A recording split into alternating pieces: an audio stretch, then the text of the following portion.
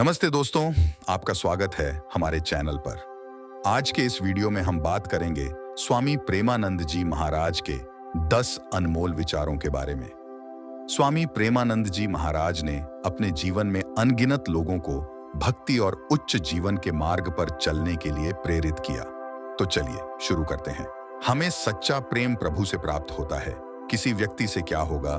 कोई व्यक्ति हमसे प्यार कर ही नहीं सकता, क्योंकि वह हमें जानता ही नहीं तो कैसे करेगा। यह विचार हमें यह बताता है कि अंततः हमें सच्चा प्रेम और संबंध भगवान से ही मिलता है। जिनके मुख में प्रभु का नाम नहीं है, वह भले ही जीवित है, लेकिन मुख से मरा हुआ है। यह विचार हमें यह बताता है कि हमें अपने शब्दों और आचरण से अपने आसपास के लोगों के जीवन में प्रेरणा फैलानी चाहिए। स्वयं को ईश्वर को समर्पित कर दो। यह जीवन जैसा भी है, उनका दिया हुआ है। तुम्हारे पास जितने भी साधन संसाधन हैं, वह उनकी कृपा का प्रभाव है। तुम जिसका भोग कर रहे हो, वह सब ईश्वर का है। ऐसे विचार के साथ कर्म करो, जीवन यापन करो, जीवन सुखमय होगा। यह विचार हमें यह बताता है कि हमें अपने कर्मों को भगवान के सामने समर्पित करना चाहिए और उनकी इच्छानुसार जीवन यापन करना चाहिए।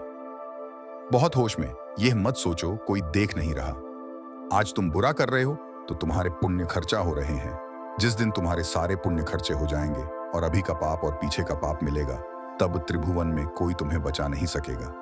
ये विचार हमें यह बताता है कि हमें हमेशा नेक कर्मों का पालन करना चाहिए, क्योंकि कर्मों का फल हमें ही भोगना होता है। सत्य की राह में चलने वाले की निंदा बुराई अवश्य होती है, इससे घबराना नहीं चाहिए।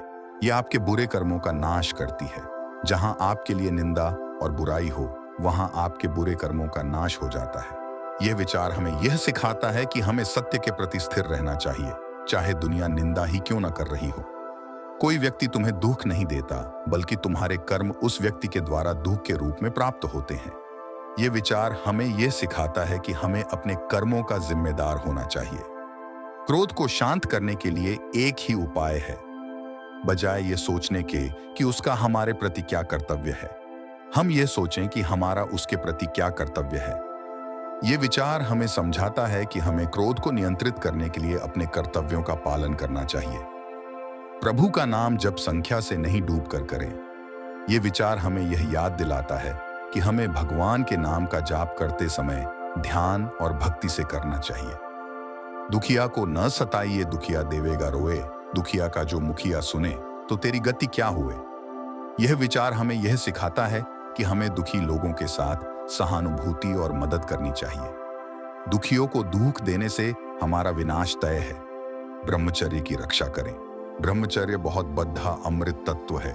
मूर्खता के कारण लोग इसे ध्यान नहीं देते हैं। यह विचार हमें यह बताता है कि हमें अपने इंद्रियों को नियंत्रित करने और ब्रह्मचर्य का पालन करने में समर्थ होना चाहिए। इन अनमोल विचारों को समझकर और उन्हें अपने जीवन में उतारकर हम सच्चे और उच्च जीवन का मार्ग चुन सकते हैं। आशा है कि आपको यह वीडियो पसंद आया होगा। अगर पसंद आया हो तो इसे लाइक करें, शेयर करें और हमारे चैनल को सब्सक्राइब करें। धन्यवाद।